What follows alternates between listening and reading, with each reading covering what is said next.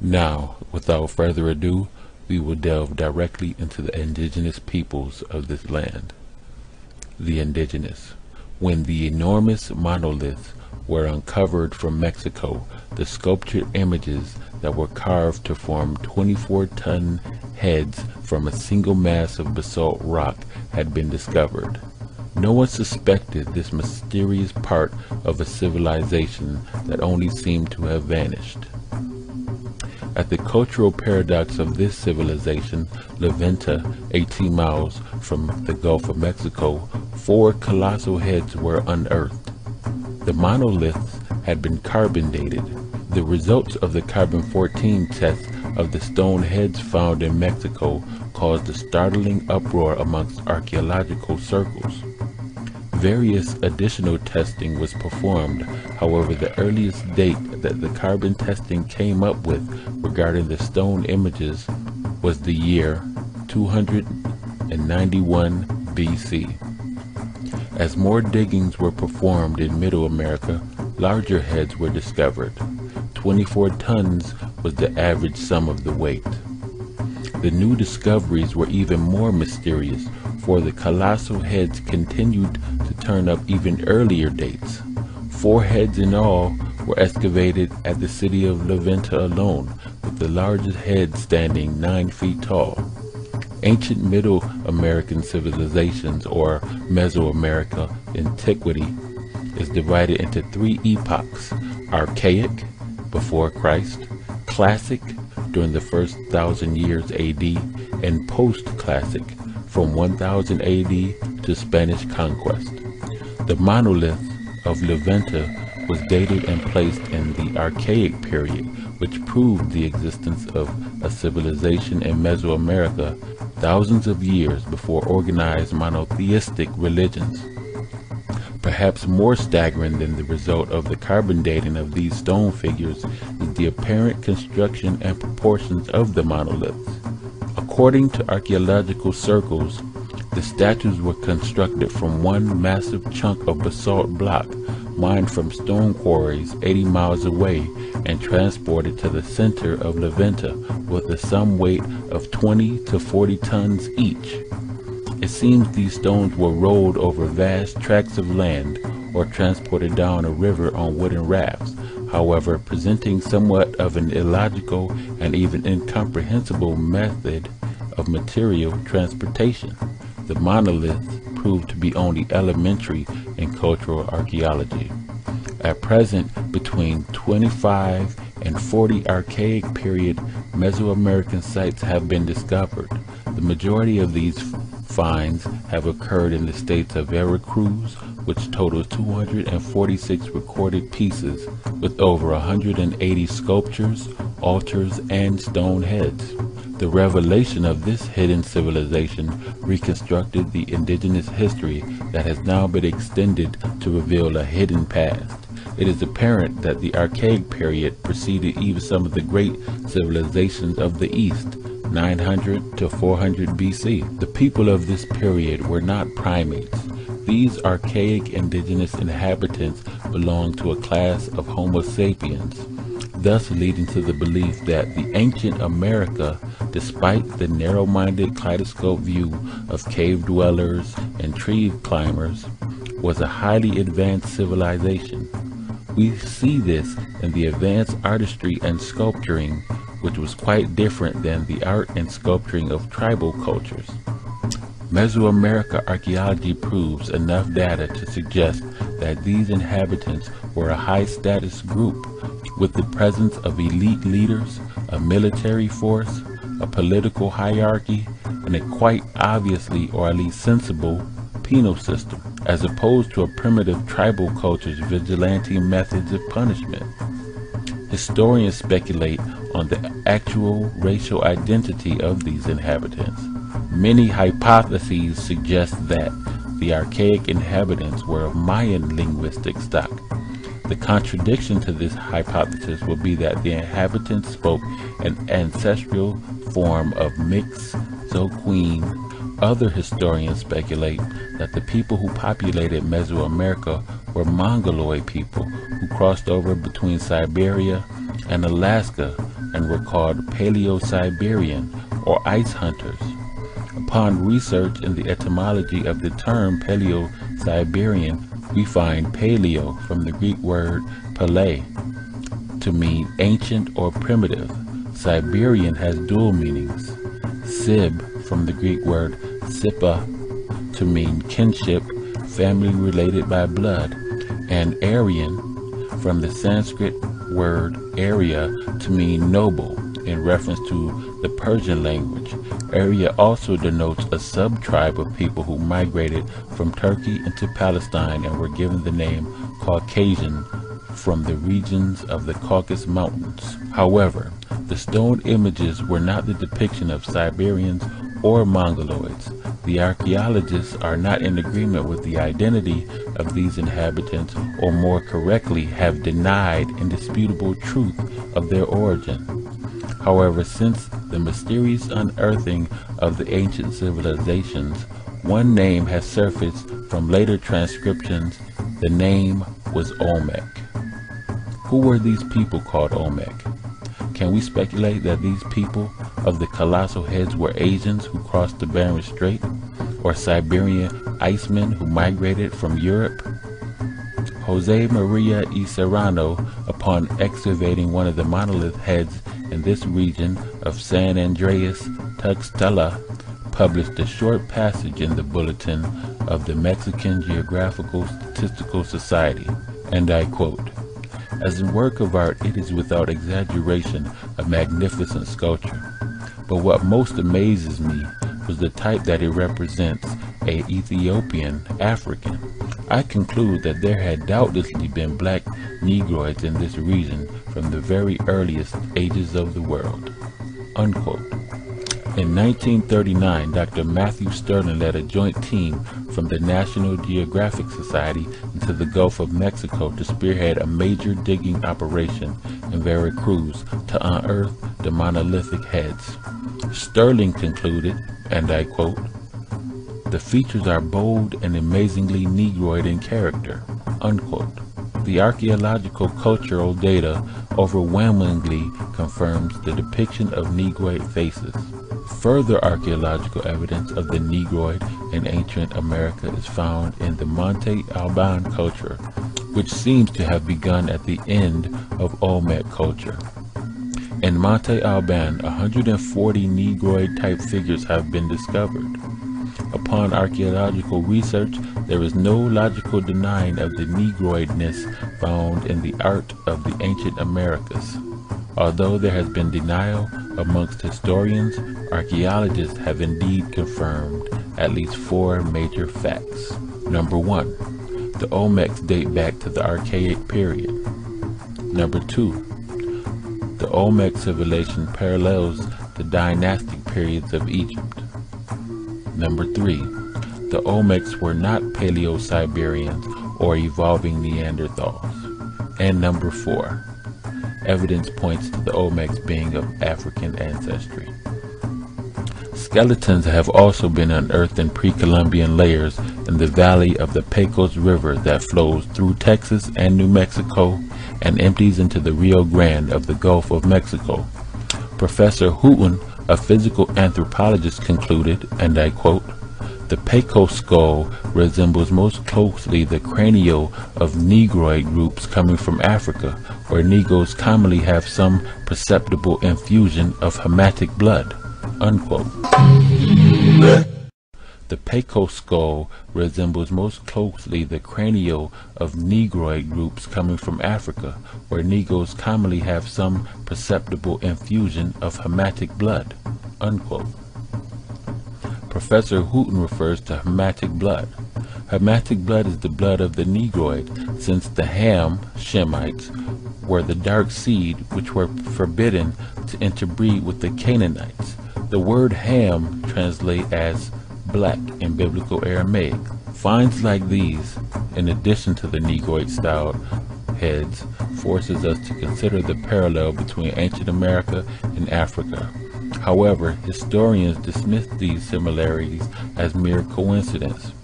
Archaeologists, on the other hand, conclude that the Olmecs who sculpted these monoliths have been shown to be absolute masters of realistic portraiture and did not arrive at the distinct Negroid features by accident. It is also noted that there could not possibly be a coincidence of stylization of a distinct people with facial features and characteristics which separates them from the features and characteristics of all other races on this planet.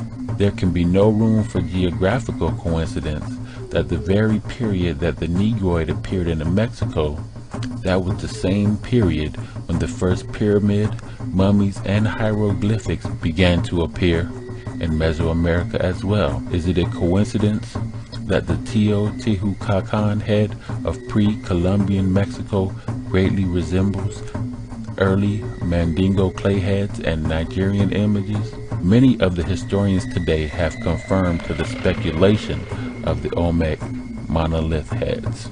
They cannot explain the representation of the Negroid, despite the coloration, the fullness of the lips, prognathism, tattoos, tribal markings and tribal scarification, kinky hair, the broad nose, and the Egyptian-style military accessories. Historians now speculate that the sculptures were not constructed by Negroid people, but perhaps by Asians. If this had indeed been the case, why would people erect such huge monuments of Negroid representation? Why would Asians build colossal monuments to portray the Negroid of Africa when they had their own gods and legendary heroes? So realistic are these representations of the Negroid that it is extremely difficult to suggest that these figures were constructed by anyone other than Negroids themselves. Were the Asians attempting to construct an Egyptian metropolis by erecting Negroid stone heads, pyramids, clay pottery, which is identical to the Egyptian and even the Nigerian art? How could the Asians arrive at the startling similarities between the Olmec civilization and the Egyptian civilization? Even more absurd than these claims is how the Asians built these monolith heads. It is interesting to note the similarities between the mysteries of the construction of the Olmec heads and the pyramids of Egypt, both Negroid civilizations. The historical professors' hypotheses are in fact denials of an ancient Negroid civilization in America, which predates all other ancient civilizations and cultures in America. No one has denied that the Olmec civilization is perhaps the oldest of America that stretches back into antiquity, nor is there any legitimate denial that the Olmec monoliths represent Negroid people. However, there is denial that the true indigenous people of America were Negroid. Research shows that the Olmecs did not mysteriously vanish as suggested by historians, but that the Olmecs migrated far north and mixed in with the 4th century Chinese missionaries under Buddhist monk Hu Shen, who traveled to what is now California and produced what Columbus mistakenly called Indian and the British called the Red Man. Other Olmecs migrated to Southeast America and established settlements. Research suggests that Olmecs mixed in with Negroid traders from Morocco, the Moors, thus becoming known as Washoe, and established governments and sovereign nations thousands of years prior to the arrival of the Europeans. These claims have thus been repudiated by historical circles who have gone beyond the call of duty to counteract the suggestion that the original Native American, in every sense of the word, were African, Negroid, Black, Egyptian, or Nubian people, and not red men living in huts and teepees. So, who were the Olmecs? Where did they come from and why? Why does the Olmec culture parallel Egyptian culture? Who are the black gods carved in the stone found in Mexico? Did the Olmecs simply vanish, or do they still exist today under various names like African American, Negro, Black, Mexican, Puerto Rican?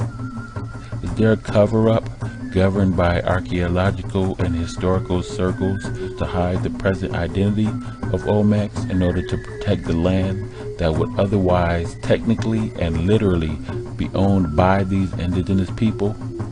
We owe it to ourselves to unearth the largest find to date. This find is that of the very first Americans. Where did the Olmecs come from? The Olmecs came from Nuba in Central Africa, and they migrated to America, in which they named in their Kushite language Utala, which means vacate.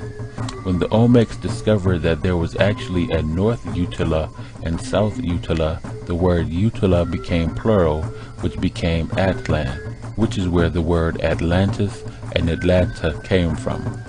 The Olmecs were a tribe in Africa called Dogon in Mali. When the Dogons migrated to America, they also imported the rubber tree, which is only indigenous to Africa. The Dogons used the sap from the rubber tree to make shoes, coats, capes, and they were the first to introduce soles on shoes in the New World. The name Olmec means rubber people.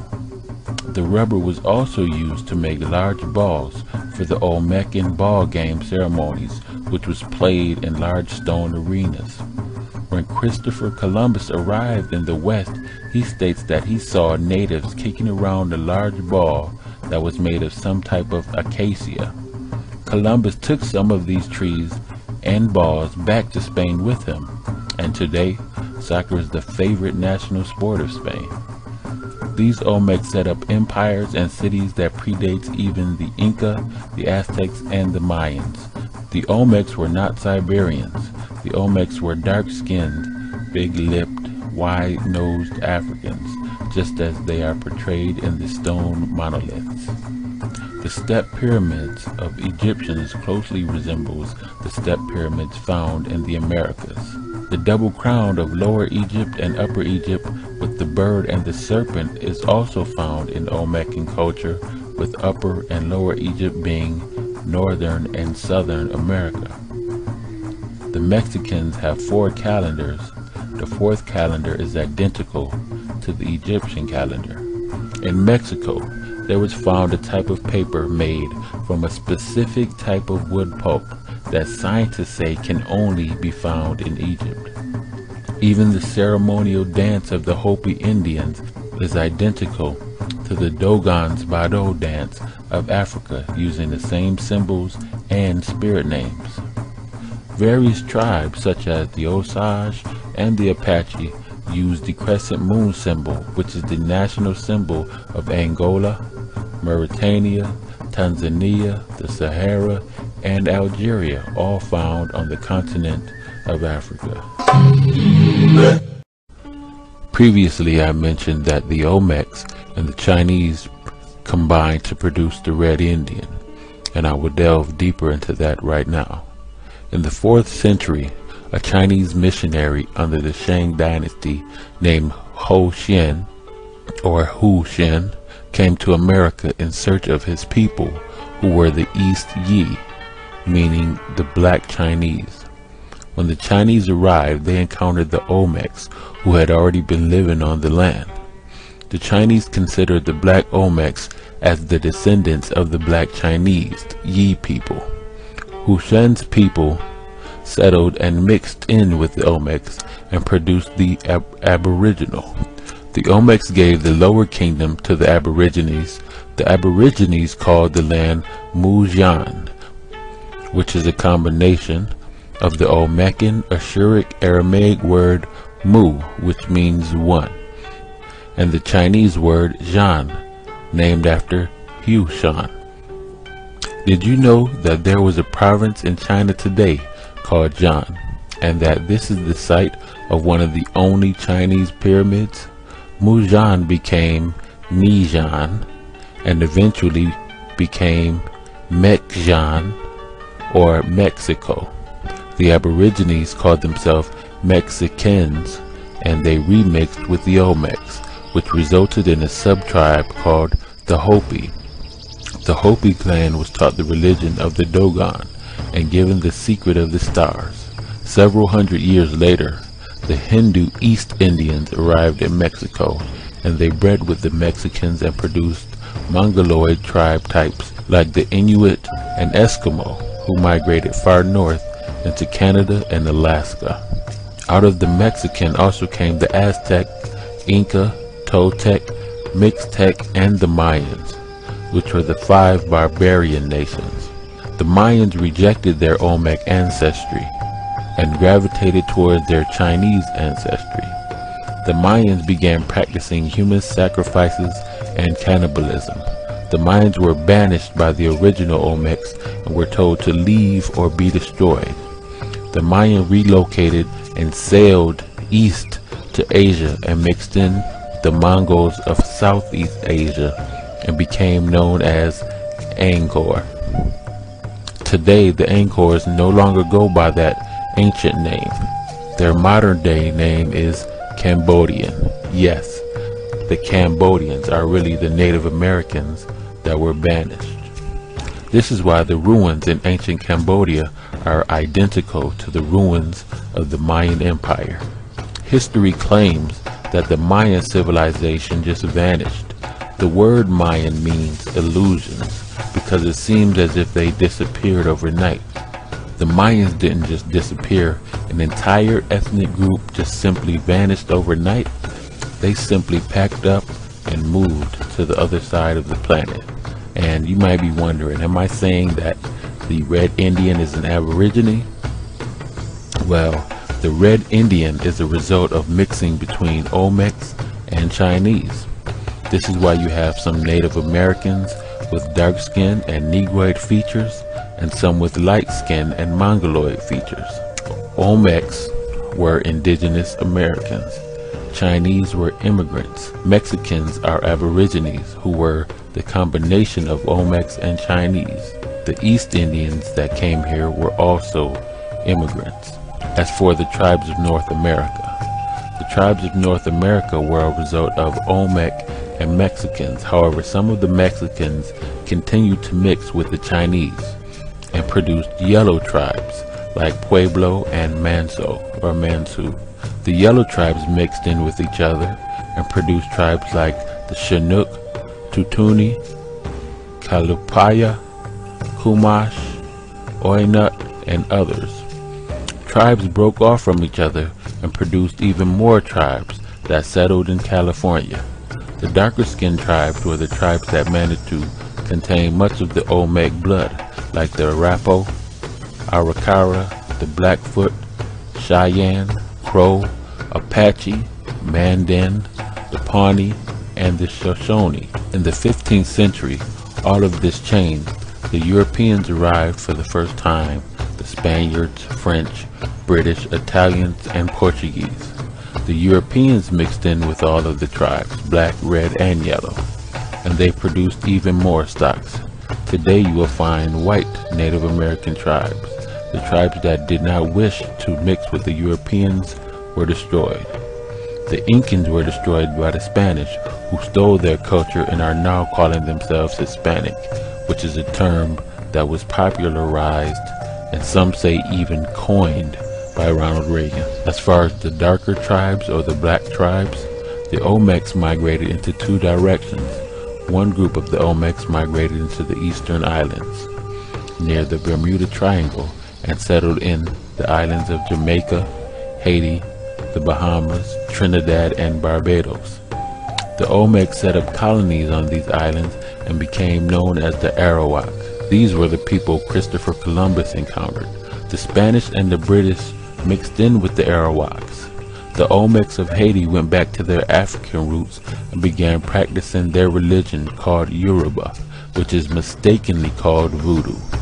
The Arawaks mixed in with the Portuguese and produced a tribe of half Negroid, half Latin called Taino.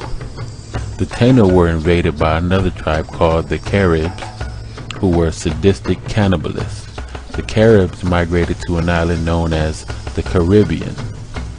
The other group of Olmecs traveled north and settled in Southeast America and became known as the Washoe, which means raccoon people.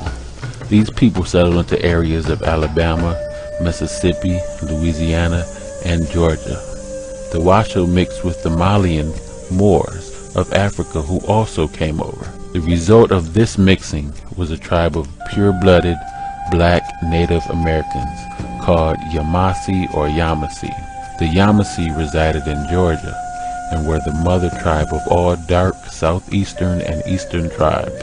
Yamasee is a direct descendant of the Olmecs through the Washita Moors. The Washita is a derivative of the term Wichita, who are known as Kitkitish, which means raccoon eyes, which refer to the black Native Americans because of their faces. Thus the term coons was used to identify a black person. The Yamasee lived in Georgia on the Ocmulgee River near Macon, Georgia, and where the early Yamasee mounds were discovered. Today, Macon is also the home of the Harriet Tubman African American Museum. The Yamasee is the mother tribe of the Creeks, the Seminoles, the Apaches, the Choctaw, the Chickasaw, the Catawbas, and the Cherokee. In the 1700s, the British, French, and Spaniards mixed into these tribes. In 1715, the Yamasee rose in rebellion against the English and allied with the Spaniards. Some of the Yamasee Creeks migrated to what is known as Savannah, Georgia, and became outlaws under the tribal name Yamacraw. The British began taking women and children into slavery. The native black American men mixed in with runaway African slaves. A war broke out between the Yamasee and the British in 1715, the Yamasee Uprising. Throughout the 1700s, many tribes were slaughtered. The remnants of these tribes band together to create an alliance. The newly formed tribes of Yamasee, Coosa, Cowan, Congaree were known as the Catawbas. The Catawbas spoke a dialect of ancient Kushite language, which was bits and pieces of the original Olmec African language. The Catawbas lived in South Carolina and were enemies of the Shawnee and the Iroquois, who were tribes that had mixed with the French and became almost full-blooded European. Some of the Catawbas joined the Alabama Creeks and mixed in with the Spaniards, losing much of their African traits. After the Yamasee Uprising, Native American power collapsed in Georgia and Alabama. Many of the Yamasee escaped to Florida, where they joined runaway African slaves to form what later would be called runaways or Seminoles. Other tribes which came from this union were the Oconee and the Hittite. The Oconee relocated from the Oconee River and moved westward to the Chattahoochee, where they mixed with the lower Creeks, which resided in the areas of Pensacola and Tallahassee, Florida. All of these tribes were originally black tribes of the Yamasee. And as far as the Yamasee mixing with the African slaves, the Yamasee and African runaways had a few things in common. They were both of the same ethnic background, they were able to blend in with each other, and they both had hatred for the British. Throughout slavery, thousands of African slaves escaped the plantations and sought refuge with the neighboring Native American tribes. The natives had an incredible knowledge of outdoor survival and location. It is often believed that Harriet Tubman herself, who freed slaves via the Underground Railroad, was herself a black Native American because of her knowledge of the paths and the terrain. Many African slaves and Native Americans mixed. Even the red tribes took in African slaves. Some tribes even owned slaves. However, unlike the Europeans, Africans were mostly considered indentured servants and treated as human beings by their Native American owners. Today there are red Seminoles and black Seminoles, red Creeks and black Creeks, red Cherokee and black Cherokee. The Seminoles, they did oppose slavery. The U.S. Army prosecuted the Seminoles because they opposed slavery. The Seminoles realized that the people who were being sold into slavery were a faction of them, distant cousins, relatives in a way. The black Seminoles was the only tribe at the time that opposed slavery. U.S. slaveholders tried to cause tension between red Seminoles and black Seminoles. Thus, a war erupted between the Seminoles and the U.S. slaveholders. Seminoles and African slaves joined together and attacked slave plantations. General Andrew Jackson prepared to wipe out the Seminoles. Jackson gathered Creek tribes along the U.S. soldiers to destroy the Seminoles. This war lasted for decades and extended all throughout Florida. By 1826, wealthy Creeks who had also owned slaves were sent to persuade the Seminoles to join in on the slave trade. When the Seminoles once again refused, Seminoles were kidnapped and sold on the southern slave markets.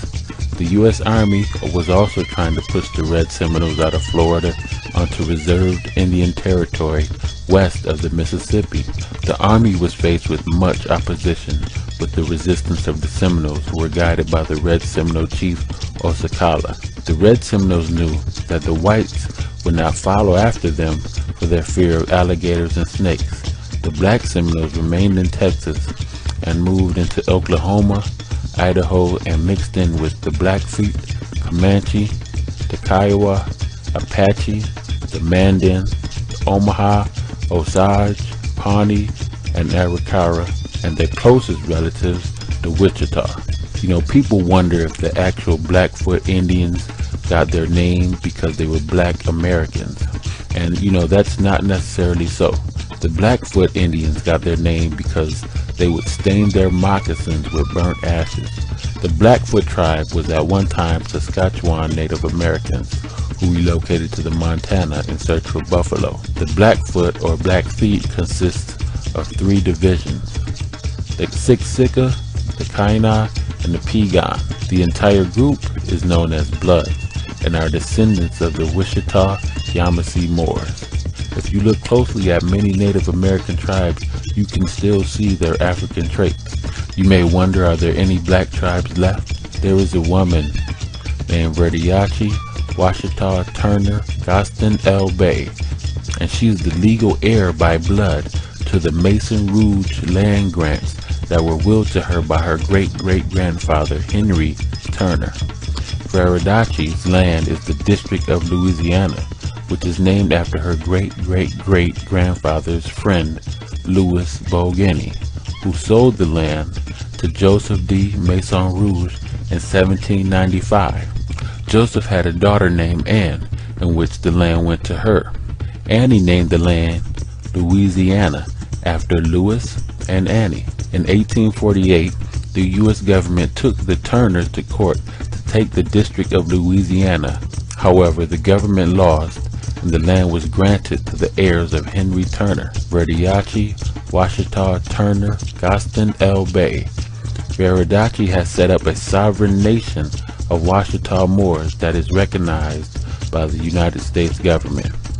The Subcommission on Prevention of Discrimination and Protection of Minority Workers Groups on Indigenous Populations recognized the Wichita as the oldest indigenous people on the earth. The U.S. government does not own the District of Louisiana, as we may believe. Also, the state of Georgia is owned by a Yamasee. It is documented. Many Native Americans signed treaties with the U.S. government, but never actually sold any of their land over. Technically, the land still belongs to the so-called Indians, not the federal government. So you may be wondering if I'm trying to say that out of the 550 some odd Native American tribes, they're all descendants of black people. I'm saying that all so-called American Indians descended from the Mexican Olmecs and the various African and Asian mixtures throughout. How does this make other Native Americans feel, especially today's Red Indian? It is important that we as Americans understand the origin of the so-called American Indian, and it is important that we accept the truth. Black Indians are no more native than the so-called red man in culture. The culture and religion that is practiced by today's Native Americans is the natural, non-theological concept of the Malian Moors of Africa, the Olmecs, and the Aztecs of Mexico, as well as the early concept of the mound builders. There are various tribes today that will admit to their African ancestry. The Hopis, Apache, Aztec, Zuni, Nez Perce, Miami, Blackfoot, Catawba, and Seminole all possess knowledge of African ancestry. What's more important is not the feeling concerning indigenous people, but more so the truthful data and the validity and acceptance of that data. You may be asking, why do red Native Americans believe that they are the first? Well, many red Native Americans are well aware of the information that I've just presented to you, and some are not aware. Tribes like the Hopi, Aztec, Apache, Pueblo, Seminole, Creek, Tuscaros, and Susquehanna have documents in their possession that tells the stories of the black gods who gave them birth. In fact, the Hopi Book of the Stars that was given to them by the Dogons tells that when the forefathers, Africans, reclaim their throne, the black and red tribes will join together and overcome their oppressors. There is a similar parable in most Native American cultures that speaks of the white eagle who has captured the red eagle until the black eagle freed the red eagle.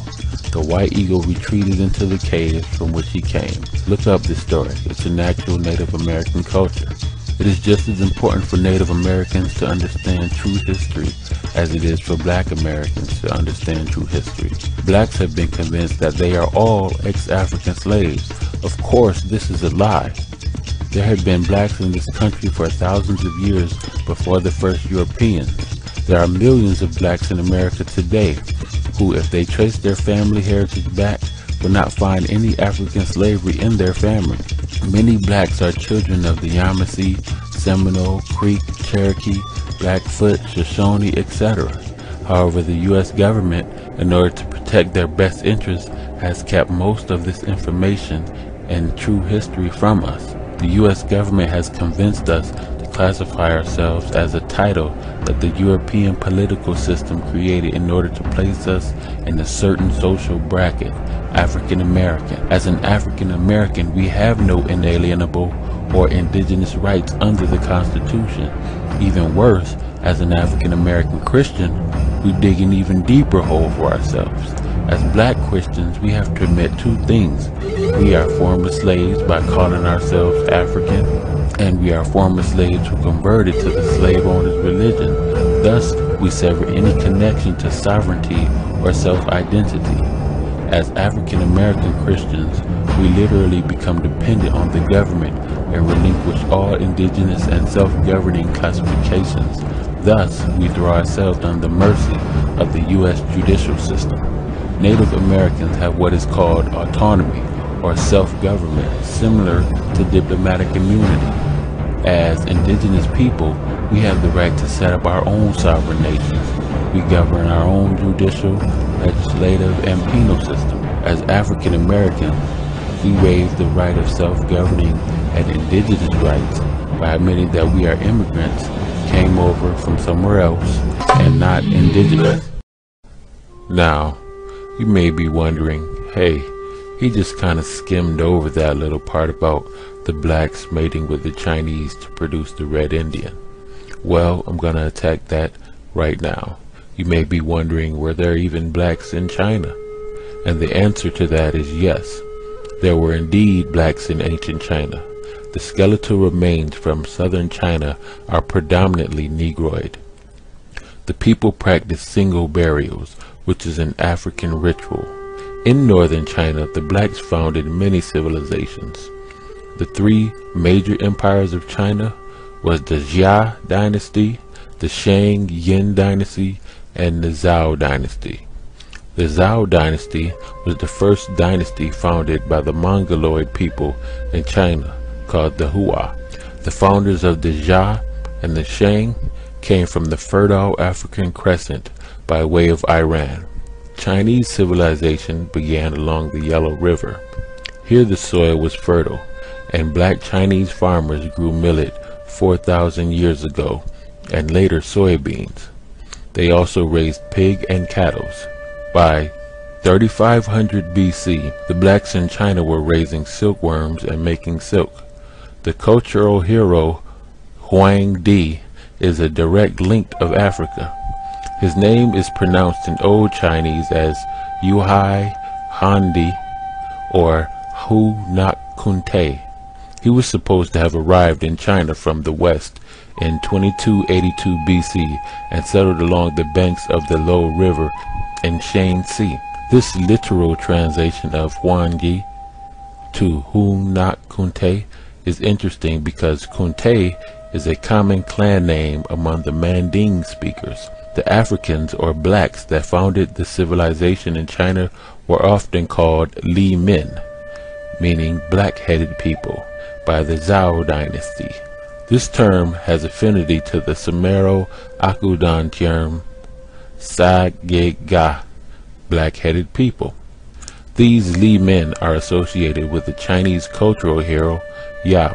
We know very little about the sound of the ancient Chinese because ancient Chinese was very different from Old Chinese and Middle Chinese and the modern Chinese dialects. This results from the fact that the Chinese dynasties were founded by a diverse ethnic group. Jia and Shang Li, i.e. Black Shang, were founded by Dravidian and Manding speakers.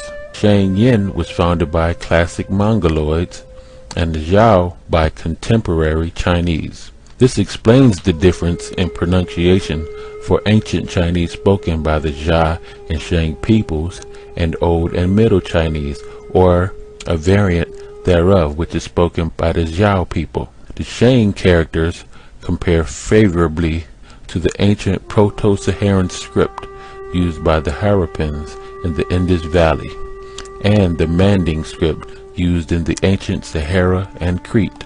Clyde Winters outlined the spread of the Proto-Saharan script to Harappa and throughout the Sahara African and Asian by the Dravidians and the Manding. Evidence of Chinese writing first appears around 2000 BC as pottery markings. The shell and bone characters represented writing. They were not pictures but wedges similar to African cuneiform. The Shang symbols compare favorably with ancient Manding symbols as well. Although there are different contemporary pronunciations for these symbols, they have the same meaning and shape. This suggests the genetic relationship between these scripts because we know that the present pronunciation of the Chinese symbol probably has little relationship to the ancient pronunciation of Chinese spoken in the Jia and Shang times when these characters were first used. This cognation of script supports the proposed Dravidian and Manding migration and settlement of China during the Jia times. The identification of the first hero of China, Hu Nak Kunte, as a member of the Kunte clan of the Manding speakers of Africa is supported by the close relationship between the Manding languages and the Chinese. Even though we do not know the ancient pronunciation of many Chinese signs, many Chinese and Manding words share analogy and suggest a Manding substratum for Chinese. I mentioned Black Shang, so I will further explain. There were two Shang empires. The first Shang dynasty was Shang Li, meaning Black Shang. It was ruled by Li Shang, or Black Shang. For the last 273 years of the Shang Empire, the capital was situated at Anyang. The Shang Empire based at Anyang was founded by the Yin nationality. We call this empire Shang Yin. Thus we have Shang Li Empire and the Shang Yin Empire. The Yin were classical Mongoloid people related to the Thai and other small Mongoloid Austronesian speaking people situated in Southeast Asia. The use of the blackbird as the father of Zhai relates to the blackbird as a popular totem of black ethnic groups in China. This indicates that the founders of Shang were of mixed origin. The bird myth I just mentioned, which is centered on the east coast of China, suggests black origin for Shang, since this area was the heartland of ancient China. Both the ancient Chinese and Africans had similar naming practices. As in Africa, the Shang child had both a day name and a regular name. The Shang child was named according to the days of the sun on which he was born. There were 10 days in each sun. These days are called the 10 celestial signs. In the mulberry tree tradition, one day 10 suns rose from a mulberry and the archer Yi shot them down. He actually only shot 9 down. The suns in reality were birds. The bird myth refers to the blackbirds that founded the Shang dynasty. The fact that only one of the 10 birds survived the arrows of the archer of Yi may be related to the unification of the 10 clans of the Shang dynasty. The reference to blackbirds in the Chinese literature relate to the African origin of the Shang rulers. The use of the term blackbird relates to the fact that these blacks had a bird as their totem. There is a similar account in Native American history, where the blackbird rescues the red bird from the white bird, which retreats back into the caves. This analogy is a reference to the Negroid releasing the red Indian from the clutches of the European colonialism. We know that birds do not live in caves. The cave is a reference to the mountains of Europe, the Caucasus Mountains.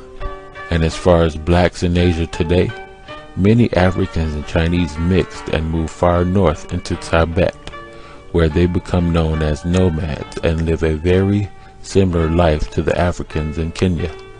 The Dravidian speakers originally came from Nubia.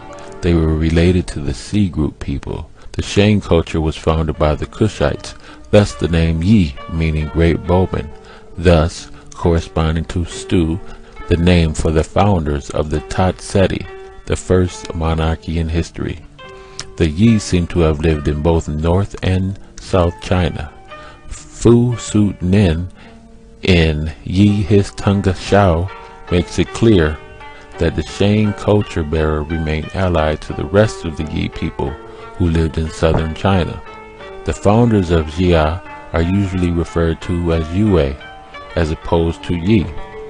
It would appear that most of Yi were Dravidian speakers, while Yue were Manding speakers. The first Shang king of Zhuan Wang, meaning black king, Zhuan means black. He was called Zhuan Di, meaning black emperor.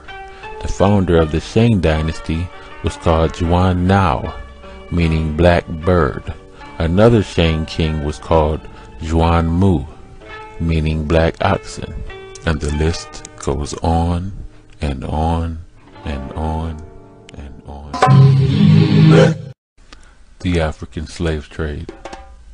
Much of the so-called African slave trade was fabricated and widely exaggerated.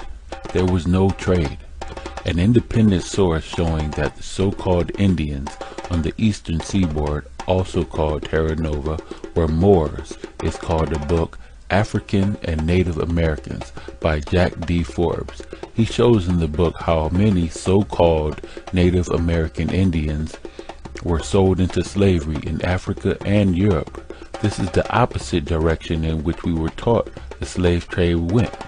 These Native Americans or Indians were classified as Negroes and blacks in the slave books of Seville, Spain and elsewhere.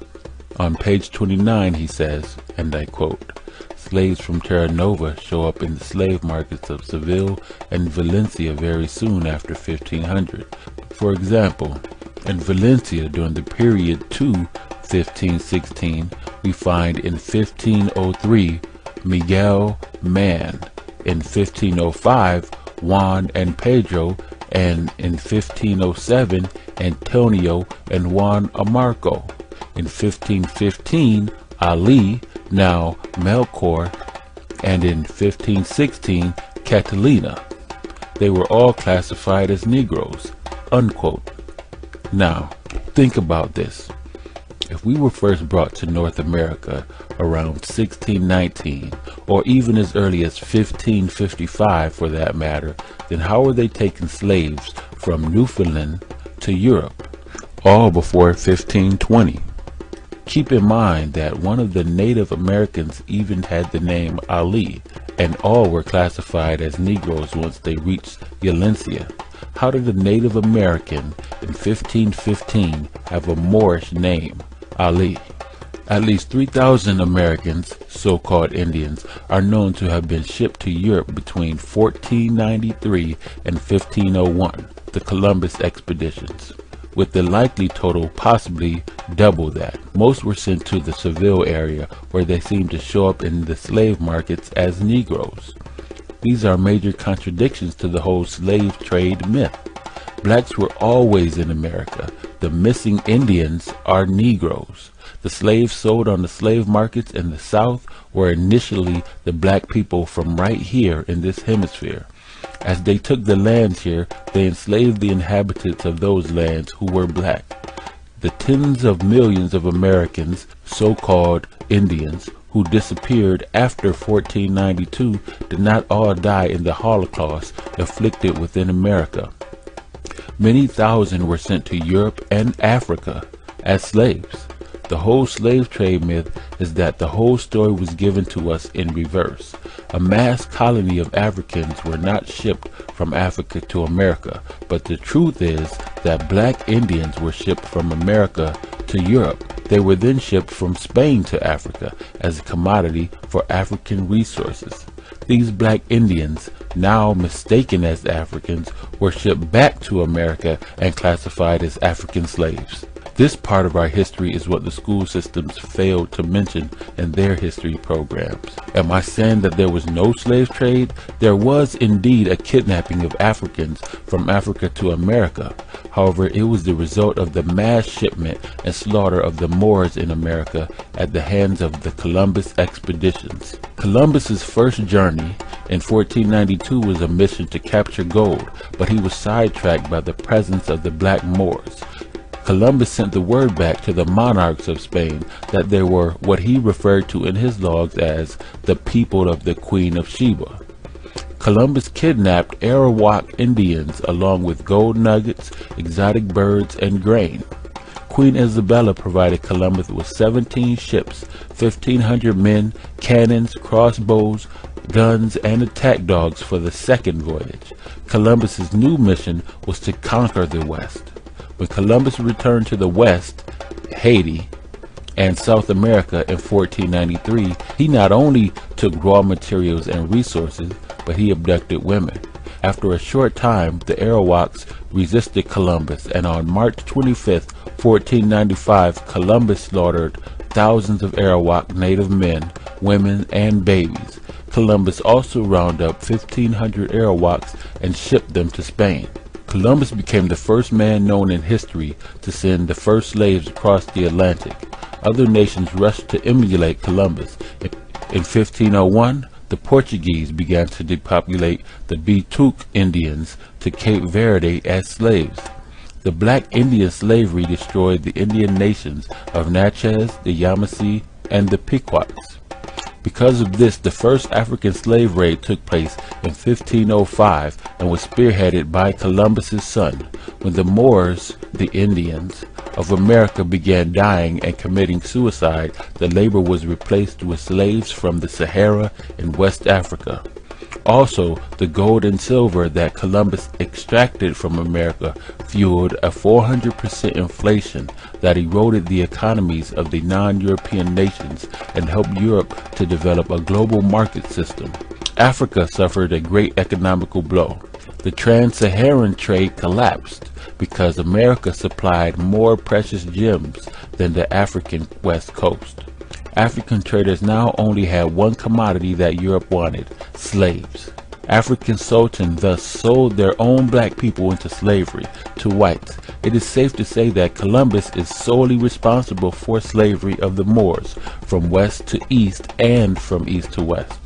This is the bottom of an African slave ship. These were called big bottoms as they were constructed to hold hundreds of Africans packed like sardines. These trips from Africa to America took up to 3 to 4 months from east to west. According to history, these hundreds of Africans urinated and defecated on themselves during the journey. Now come on, 4 months of constant urination and defecation? These slaves would have literally drowned. Does this story really make sense? The Dogons were already on American land because they simply sailed over by way of the worldwide wind and currents. The Dogons were already on American land because they simply sailed over by way of the worldwide wind and currents. The first Africans to set foot on American soil were in fact the Dogons of Mali, who used such currents as the Canary and the North Equilateral Current that recycles from West Africa to America and into the upper Atlantic Ocean. This was before the invention of sails. The Guinea Current flows eastward along the Guinea coast with frequent cycles out to the sea where it joins the South Equatorial. The second group of Africans to land in America were under the leadership of Abu Bakari in 1311 and had mixed in with the Olmecs and became known as the Washoe. The third group of Africans to land on American soil were the Idrisids, who were the ruling dynasty of southern Morocco and Mauritania, who came into Morocco before the invasion by the Dogon Malians and the Senegalese. This group of Moors arrived in 1727 with Mensa Khan Musa, who was searching for his ancestors of Abu Bakari. And indeed, the Washos were Moors. Let's go back a little bit more and explore this topic about the Moors. I previously stated that the Olmecs were of Mali, and that does make them Moors. Absolutely, the Olmecs were indeed Malian Moors. The Mayans were the descendants of the Malian Moors and were often referred to as Black Mexicans or Quetzalcoatl. There are ancient Mexican wall paintings that depict these Negroid kings as rulers and are unmistakably African. These Moors were the people who built the Great Pyramids all over South America, Peru, Canada, Alaska, and Georgia. Scattered all throughout North America along the Mississippi River and its tributaries are found mounds built out of tons of earth, tons and tons of earth. The people who built them were called the mound builders, and they were the descendants of the Malian Moors, the Olmecs. These Moors eventually migrated to North America from Mexico and became known as the Washita, the Yamasee, and the Ben Ismael tribe. The Ben Ismael tribe was a collection of what is known as the Lenape, the Wampanoag, and the Nanticoke Indians who migrated to Indiana and Illinois and referred to themselves as Moors, even though the United States government continued to classify them as Negroes in order to strip them of their indigenous rights. It is often not talked about, but the Moors had enslaved the Europeans before they enslaved blacks. Their women were sold like commodities into the harems and as concubines of wealthy Moors. This is the reason why the Moorish noble were for the most part bleached out and became as tawny Moors, Turks and Arabs, which are no more than fixed mulatto races. This is also the reason for the Moors in the coats of arms of the noble European families, the so-called black nobility of Europe. The European nations paid tribute to the Moors well into the 18th century. In the book, The United States and Barbary Powers, the English, French, Dutch, Danes, and Swedes, and may I say all nations, are tributary to them. David McRitchie in the book Ancient and Modern Britons says the word blackmail is the result of this tribute paid to the black army or black oppressors as the English referred to them. The Moors had control of the Atlantic and the Mediterranean. This is why the Marines sing of defeating the Moors, from the halls of Montezuma to the shores of Tripoli, confirming the extent of the Moorish empire and dominions of Amexem or Atlantis. Here you see the first page of the Moroccan Treaty of 1787. It should also be noted that Shakespeare's most famous Moor, Othello, is also described as a black African. Thomas Jefferson and Benjamin Franklin worked closely with Moors in the Continental Congress to secure this treaty. In the Bevins collection, there are over 200 letters to the Bey of Morocco from the Continental Congress. There were many Moors in the Continental Congress working with the European Masons originally taught by the Moors to form Novus Ordo Seclorum, the new secular order of the ages, e pluribus unum, out of many peoples, nations, one. The Moroccan Treaty is very powerful because, according to the Constitution, treaties are the law of the land. This treaty specifically deals with Moors. The question that may arise, how do we know that where the treaty says Moors, the so-called black people of the time is being referred to? The Moors were considered citizens or part of the we the people who ratified the Constitution. It says, quote, "Thus an act was passed in Massachusetts on the 6th of March 1788 forbidding any Negro not a subject of the Empire of Morocco or a citizen of the United States from tarrying in the Commonwealth," unquote. For this would show that those who referred to as Negroes were actually Moors, and that they were on the same footing or status as citizens. Those who remembered that they were Moors used the Moroccan Treaty of 1787 to secure the rights on the same footing as the state citizens without otherwise being obligated members of their social equality. While those who were brainwashed into believing they were Negroes, descendants of Africans brought here by Europeans, were unprotected by the Moroccan Treaty, as well as the Articles of Confederation and the Constitution. This document says, and I quote, A petition was presented to the House from free sundry Moors, subjects of the Emperor of Morocco, and residents in this state, praying that in case they should commit any fault amendable to be brought to justice, that they as subjects to a prince here in North America, in alliance with the United States of America, via the Moroccan Treaty of 1787, may be tried under the same laws as the citizens of the state would be liable to be tried, and not under the Negro Act, which was received and read. End quote. Thus, you have Moors back in 1789 saying what we say now. Our nationality is Moorish, not Negro, black, colored, etc.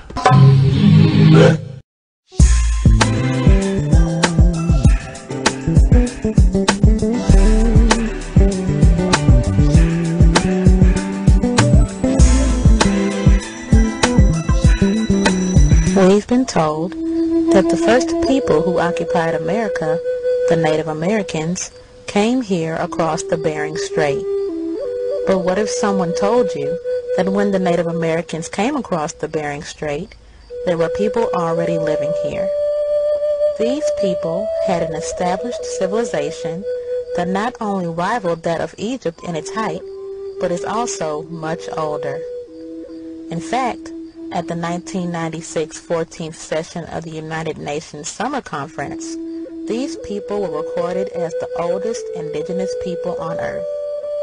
In the next few minutes, we'll tell you about a very old and ancient people, the first Americans, the Washita de Dugdamounja. Although it is known by archaeologists, historians, and anthropologists that an old and ancient people occupied this land before the American Indian, up until recently, not much effort has been made to educate the general public of this fact. People ask, what are the Washita Moors? What's a Washita? What's a Moor? And understand, I am a Washita Moor. The Washita Moors have not gone anywhere. We've not disappeared. We're still here. It's part of American history that most people want to talk about, but beyond just American history, the Washita, we have our own history. The history of the Moors is there. It's been twisted and distorted, and it's just murky legends and the stories that kind of hide the evidence of the Washita and the Moors. The evidence of the Washita is very prevalent. It's just not being promoted and being taught in the education system. No one wants to talk about a race of people who were here, civilized, organized, and giant black people. The Washita are the dark-skinned original inhabitants of North and South America. They have been referred to as the pre-Columbian civilizations, the prehistoric mound builders, the diggers, and the ancient ones. Certified legal documents of colonial and Spanish and French explorers identified the Washita as the ancient occupants of America. The Washita Nation are akin to the Moors of Northwest Africa and are responsible for building the highly advanced geometric earthworks and sacred burial mounds found all over this continent. People always ask, who are the mound builders? When did they exist? The mound builders are the indigenous original inhabitants of North and South America. The mound builders did not exist in a vacuum in one time period. We have always been here, and we shall always be here. Modern science teaches that all of the continents on the earth were once connected in one piece of land. They call it Pangea. Washita history actually says the same thing as do the scriptures. The Washita, the indigenous people of this land that we now call America, were on this land when it was connected in one piece. When this land was connected to what is now called Africa, the Washita were on this land that we call America.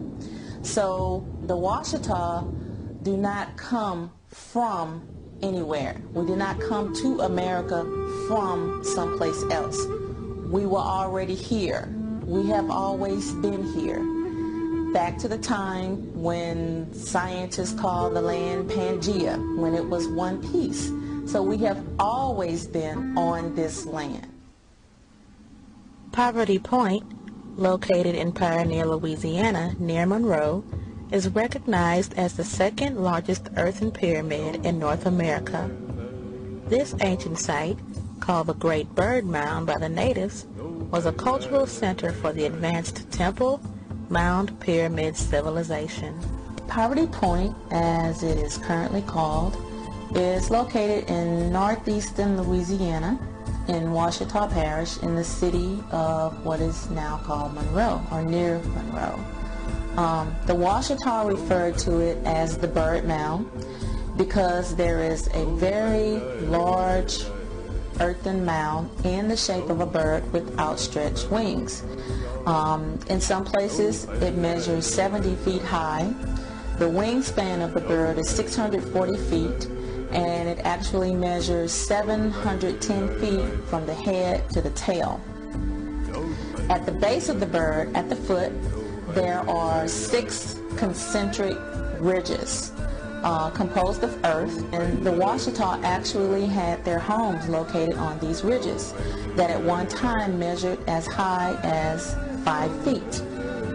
In a Western education world, Poverty Point has been identified as the oldest community in North America, in that Poverty Point was a complete city in construction. Its dynamics, its the civil engineering that went to design the city has been copied for thousands of years, and the community is in the shape of a concentric rings, several concentric rings, and these rings are duplicated over and over again in the U.S. Congress where the seats are laid out, in the Roman Senate. If you go to most entertainment venues, a theater, you'll find that modern day theaters that are acoustically designed are in the same formation as Poverty Point. And Poverty Point being a place that is known to be as old as, or as young as, 12 centuries before the birth of Christ.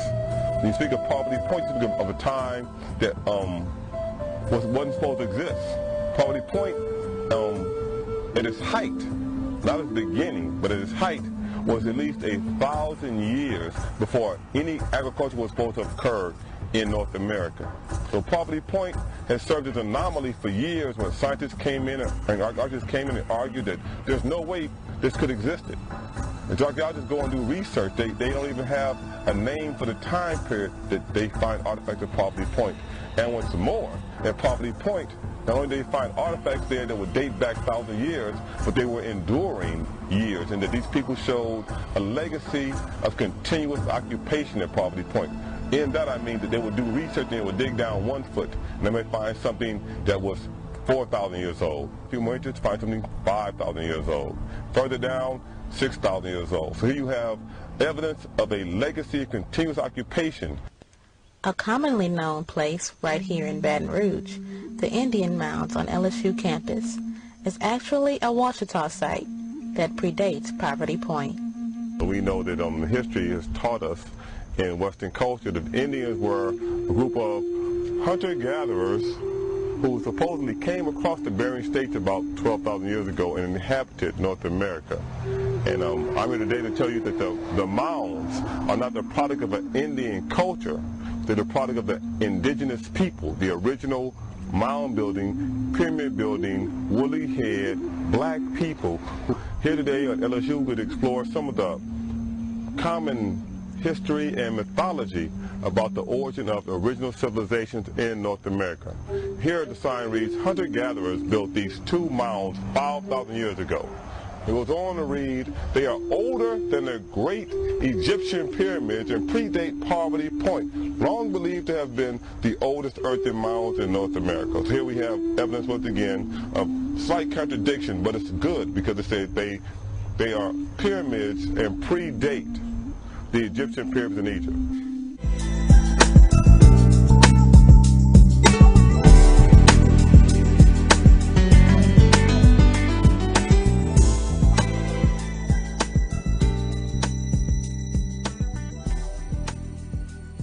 We now are in the time, and people want to now be informed.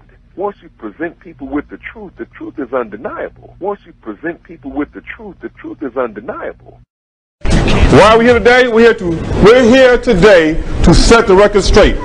All the black people in North America did not come here on slave ships. All the black people in America did not come on slave ships. There are for from time immortal, beginning of time, there were black people on every piece of land on this planet, okay? So tonight, I'm going to tell you about the original people not only around the world, but the original people here in Louisiana who are the oldest people found on Earth. Did you know that you have some of the oldest people on the planet found right here in Louisiana? Okay, before it's over, bring it right home to Baton Rouge, okay, and show you some of the oldest people on the planet right here. Okay, so right now, who do you know are the oldest people on the planet? Who's that? Who? Adam and Eve? Magnesh? Dengnesh. So-called Lucy. Dengnesh, okay. Well, how old is Adam and Eve? Is that Adam and Eve? Was Eve named Dank? No. Okay. Well, let's deal with some old people we found here in North America, right here. This is an Olmec head. Familiar with the Olmec head? Yes, sir. The Olmecs are thought to be some of the oldest people in North America. We're going to deal with this concept right here. The hidden history of black civilizations in America, okay? There are several civilizations of black people who were right here long before slaves were brought over here, long before any Indians came across the ocean, long before any European explorers came across the ocean. There were a civilization of ancient black people in North America. History records the Olmecs as being the oldest civilization here. But I'm going to tell you a little bit about some other people here. Of course, we heard about history, about Christopher Columbus. We've given Christopher Columbus our whole life. We know that this is a lie. Okay? There are several books about this. I'm only going to discuss Christopher Columbus. This is not true. Okay? One thing is not true. Let's go on. Also, we've given a history of the African Holocaust, the slave trade. That's part of our history. The slave trade is not our history. We did not do the slave trade. We were victims of the slave trade. The slave trade is the history of Europeans, people from up here, exporting people down here. Okay? These people up here came out of the Ice Age and began to colonize these people and take all of our resources, okay?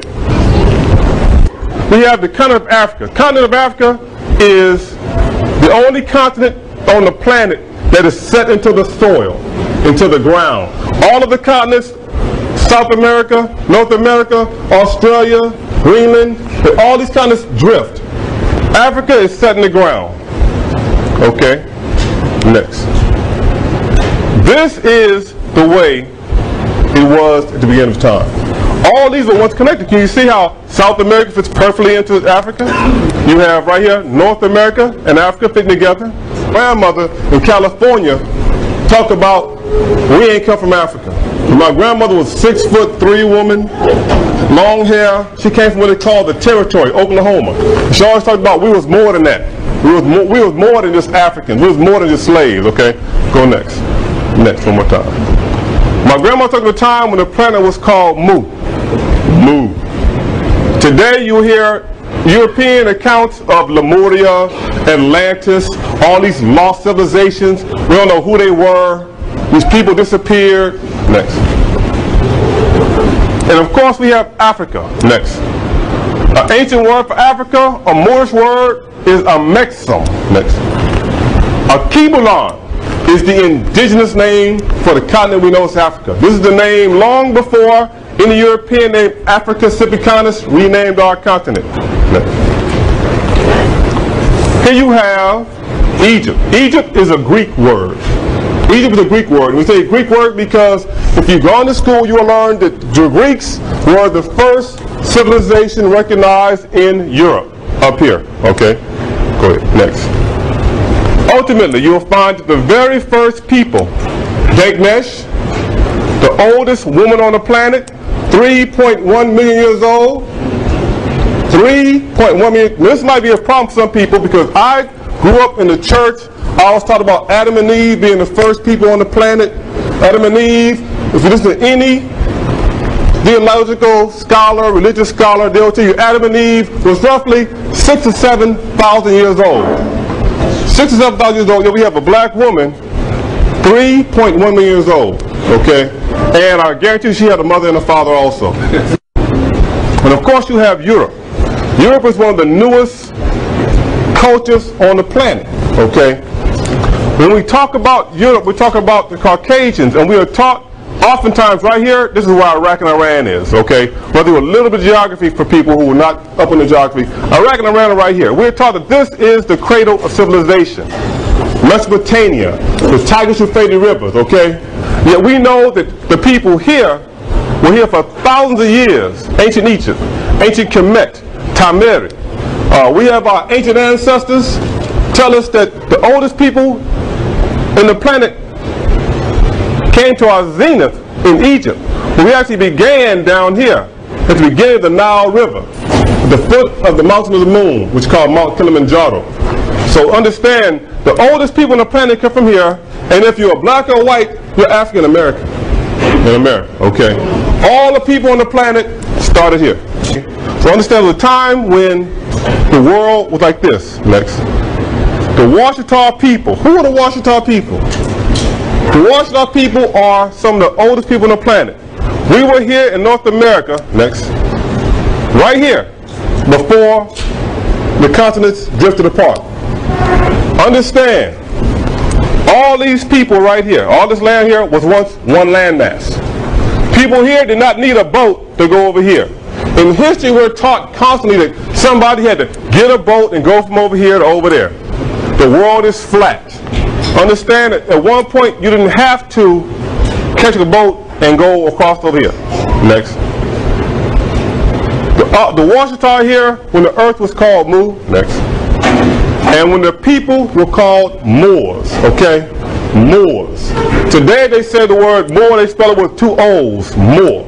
It comes from the Latin word Moor. M-A-U-R-O. Maro. Maro. Is a word that simply means black people. A lot of people want to argue, they want to be black, Negro, all these different names. And ultimately, Negro is what? A Spanish word for what? Black. Ultimately, we're all black people. When it comes time, when we're getting jacked up or abused or exploited in some way, we immediately become black. Okay. I am a Moor. Are there any Moors in the house today? We're all a Moor. We're all the Moors. Okay? Next. Here you have the Mayans, the Aztecs, the Toltecs, more Mayans, the Olmecs. Here is where we are taught the first people in North America existed. Up here you have the Washita proper. Do you think it's possible that the people here happen to meet the people up here? Yeah. It's possible, huh? Okay, next. Here you have, what's this right here? Where are we at right here? Washoe. That's the Washoe people, right? And what's right there behind there? What's right here? We got Lake Pontchartrain, huh? We got New Orleans. Now who they say was here? The Washoe people? The Chawasha. You got the Wichita up here, okay? You got it's not, see this Kushata? That is called Kushita. The Kushita people, okay? Tunica, Natchez, Biloxi, all these are indigenous people, indigenous black people. All this in the land here is Washita. If you ever got a map of the United States, you have the Washita River flowing here, up through the Washita Forest, over to the Washita Mountains. You also have the Washita River, the Red River, which runs this way and ends up the Washita River right here, okay? The Washita River. When they had the Great Trail of Tears, and the military came in and made all of the Indians get off their land over, next, get off their land over in Alabama, Mississippi, Arkansas. They took them all into Oklahoma, into the Washita. You can't see nobody else but yourself. That's what religion is. You must believe in my way or no way. If you don't believe in my way, I have an army. And I'll wipe your people out, and I'll force you to believe my way. One of the most effective ways to suppress a people is by putting a device in place that will disassociate those people from their God, their spirituality, their culture, and their history. So they put a device in place that would ensure their perpetual empowerment over the minds of those whom they deceive. Aha. Now, you say you never heard of this kind of stuff. The Washita people are the original people who built pyramids in North America. You do know we have pyramids in North America. We have pyramids over in Egypt. We also have pyramids here in North America, okay? Here you have an article I got from the Atlanta Journal-Constitution. This article came out in December 1995, December 23rd, 2 days before Christmas. So you can't say the information is not made available. It's just not propagated and given to us. But I am a researcher. I love to read. And tonight I'm going to share with you a few facts I found in my research. All I can do tonight is give you a small table of content, point you along the way, and show you a few things that we have not been told. Okay? Atlanta Journal-Constitution, December 23rd, 1995. Next. It says southeastern mounds, pyramids. Okay? Next. Older than the pyramids. It's in the paper now. See, Atlanta Journal-Constitution. Southeastern mounds older than the pyramids. Okay? Next. What are they talking about? Huh? Next. Here you have the bottom of that article, a chronology of civilization. They start off here with 1400, about the time of Christopher Columbus. They go over here to agriculture, the first agriculture ever in America, when they start digging and planting. Here you have Rome, 753 BC. Here you have the pyramid, the work start on the Great Pyramid in Giza. That's 2575 BC. In the very end, you have evidence of permanent mound building civilizations in Louisiana, 3800 BC. Okay? When they say they found some arrowheads and a few bones and sticks, they found evidence of a permanent civilization in Louisiana. Okay? Not savages. Next. At the heart of it is a place that the ancient people call the Great Bird Mound. Louisiana calls this Poverty Point. They call it Poverty Point because when they got there, they weren't able to grow anything at all. The Europeans who came to this area here, they were starved, they got famine, all kind of things happened. But here, the Great Bird Mound you will find in history was a high place of culture and esteem. This is the place where the ancient civilizations of North America came. This is where we had our pilgrimage.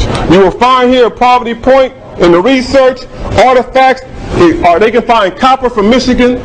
They can find shells from North Carolina. They find minerals from Colorado. They find stuff from Minnesota. All up and down the Mississippi River. And the indigenous name for Mississippi River is the Mississippi River, which stands for the father of all rivers.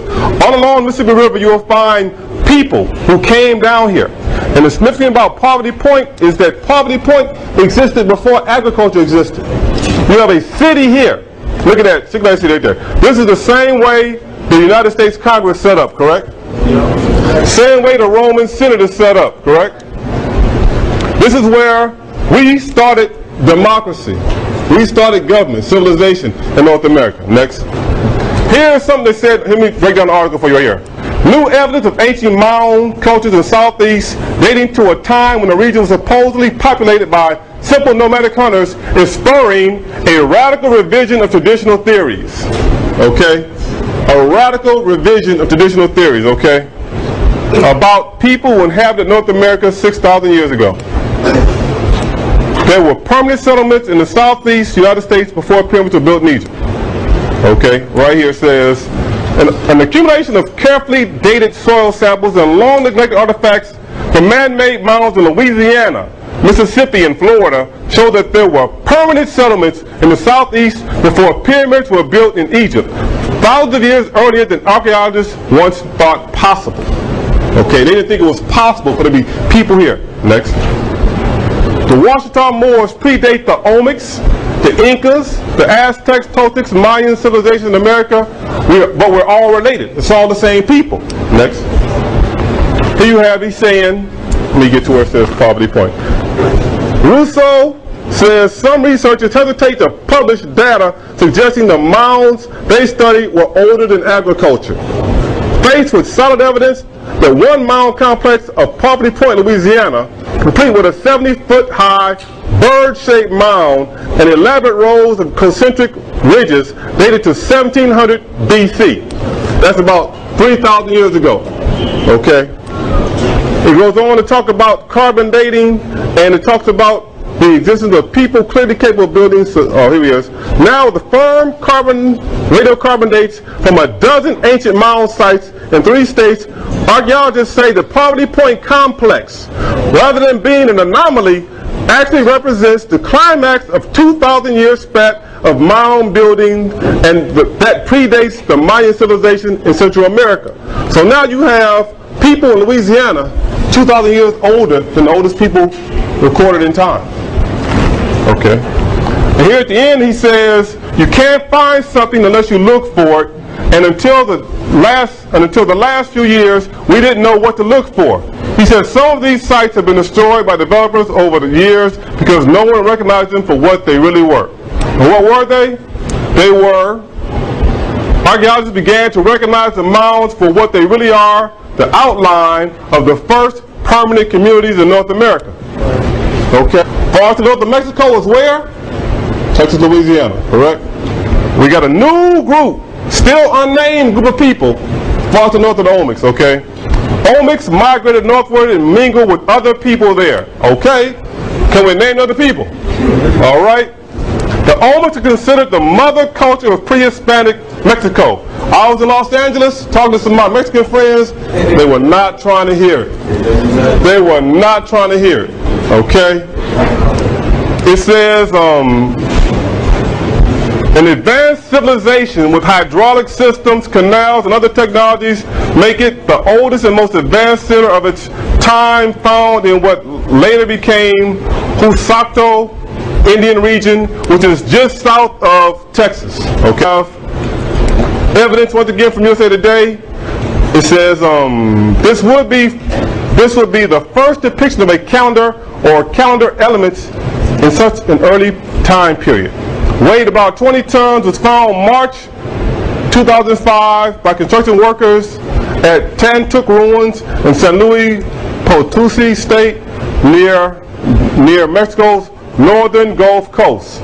The northern Gulf Coast of Mexico, very close to Louisiana. Next.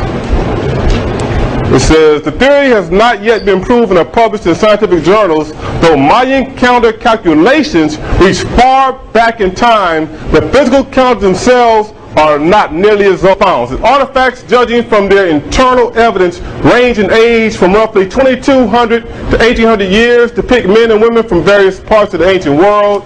Here's the part we need to get to right here.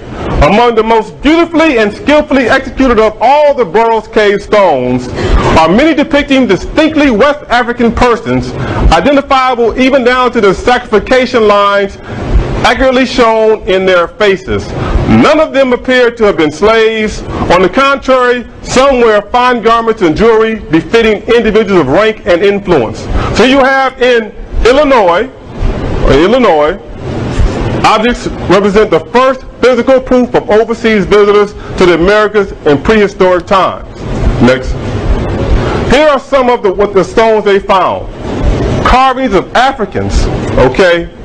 Africans in a cave in Illinois, dating back 2,000 years. Next. Here's an article I found. Oh my God, I love this one. The Nevada mummy. Let's stop right there. They have mummies in Nevada? Mummies in Nevada? Where are the mummies, everybody? Egypt. Egypt, right? Where's Egypt at? Africa. You think so? We're going to discover some more now. Okay, this says, anthropologists say man found in a cave in 1940 is more than 9,400 years old. Okay? Check it out. The remains are kept a secret in a secret location in Carson City Museum. Officials allow reporters to view the mummy on the conditions the site would not be disclosed, okay? I guarantee you, take this back to your pastor. Take that back to him or her and let them deal with that. And if they can't deal with it, you don't need to be there. One of the most effective ways to suppress a people is by putting a device in place that will disassociate those people from their God, their spirituality, their culture, and their history. So they put a device in place that would ensure their perpetual empowerment over the minds of those whom they deceive.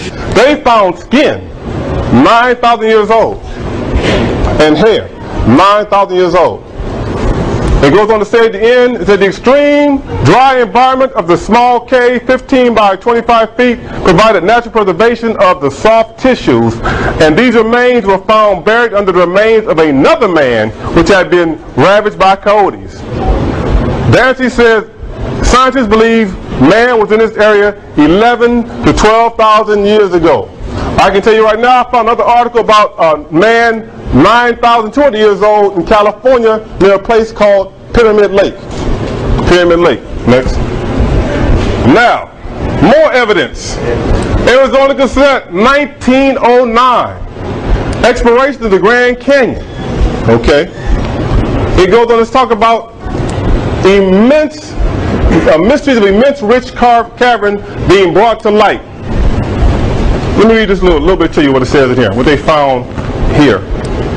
It says, the latest news of the progress of the explorations of what is now regarded by scientists as not only the oldest archaeological discovery in the United States, but one of the most valuable in the world, which was mentioned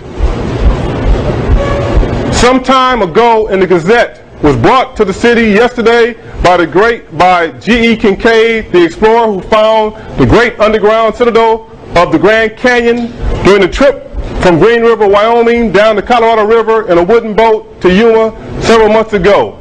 The archaeologists of the Smithsonian Institute, which is financing explorations, have made discoveries which almost conclusively prove that the race which inhabited the mysterious caverns hewn in solid rock by human hands was of Oriental origin, possibly from Egypt, tracing back to Ramses.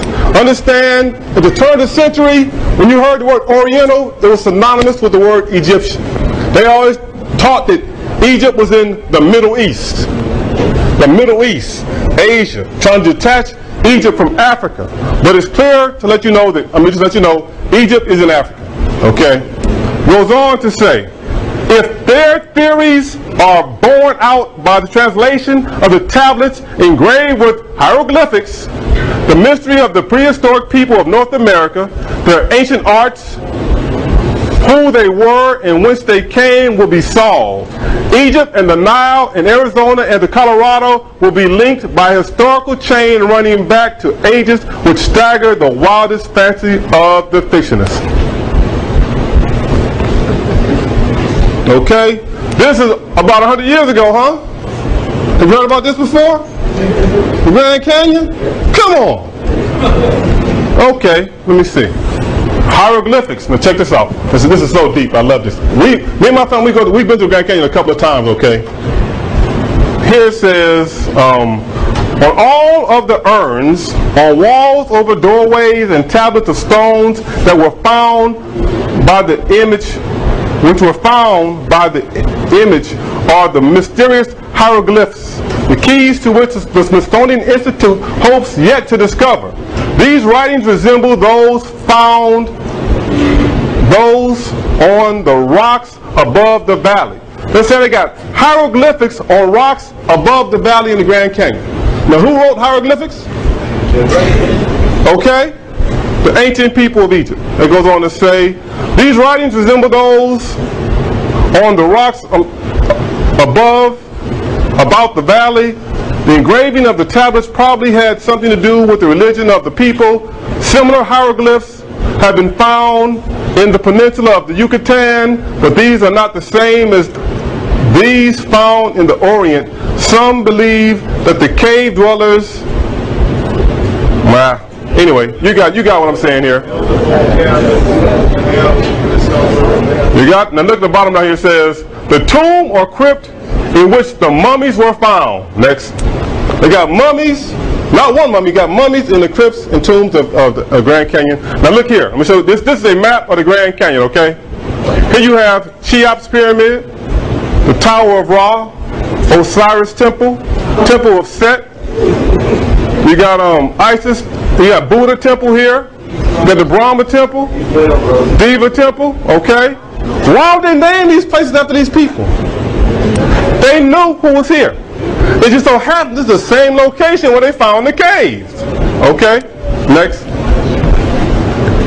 This is another picture of the Grand Canyon I have here. You can see here is Isis Temple here. Here's Osiris Temple. Next. Now, here's a pyramid near Atlanta, Georgia. Anybody been to Atlanta recently? You visited the pyramid there? Next. it talks about and the cumulative evidence, it says, let me get down here to some, excuse me now. Here we go. The accumulation of evidence makes a convincing case of the emergence of permanent social systems thousands of years earlier than we thought, says Atlanta-based National Park Service archaeologist Michael Russo, who recently fixed the date of a mound complex near Marco Island, Florida at 4,800 years. It changes our whole view of prehistory in North America. Okay, next. This is a picture of the side of that pyramid. Next.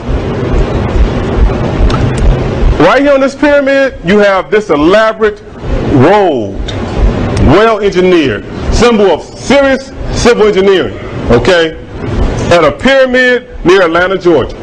Okay, next. Geometric ramps lead to the top of this ancient astrological observatory. Next. Here you have another good article. The problem with Poverty Point was not the mound's ridge, it was the site's age. 3,000 to 4,000 years old. I'm going to bring it home to Baton Rouge right now. Southern University, listen close, Southern University. It says, 2 Poverty Point archaeologists, Dr. James Ford, Dr. Bill Haig, conducted emergency excavations of Mount Sanyo mounds near Baton Rouge. The mounds were leveled shortly after they completed their work. They uncovered permanent evidence of structure under one of the mounds. Charcoal from that mound dated more than 2,000 years earlier than Poverty Point. If Poverty Point is the oldest, and right here in Baton Rouge you got something 2,000 years older than Poverty Point, who was here? And it goes on to say, and this is so deep, 2 archaeologists decided not to publish the dates from the site. After all the disbelief over the age of Poverty Point, they knew no one would accept the very early dates from Mount Sanyo mounds. Between 78 and 82, dates from 3 additional mound sites in South Louisiana predated Poverty Point by over 1,500 years. Banana Bayou, just near Opelousas, Hornsburg near Lafayette, and the LSU campus mounds. The results, here it is now. Why don't you know about this? The results were overlooked by professional community outside Louisiana because mounds of that age simply should not exist.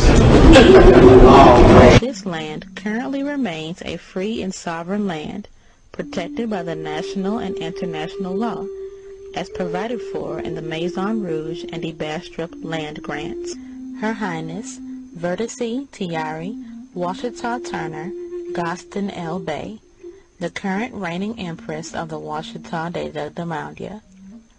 The Washita Turner family waged a very long legal battle in the American courts to secure the Washita land protected by the grants. Many of us, as we learn our identity, who we are fully embracing that knowledge and also acting upon that knowledge. Acting to actually come together again as a cohesive group of people, as a nation, and regain ownership of our land. One of the main points that I would like to emphasize about the Washita is that we are still here. Some of the larger community here in America would like to have people believe that the indigenous people of this land no longer exist, or that they are all Indians tucked away on reservations somewhere, when actually we are still very much here. We have always been here. I guarantee you, take this back to your pastor. Take that back to him or her and let them deal with that.